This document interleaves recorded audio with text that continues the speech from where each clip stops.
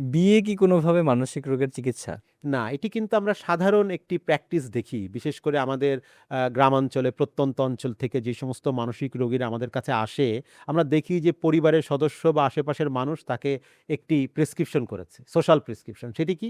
যে বিয়ে দাও, মানসিক রোগ ভালো হয়ে যাবে। এটি কিন্তু অত্যন্ত একটি বিপজ্জনক কাজ।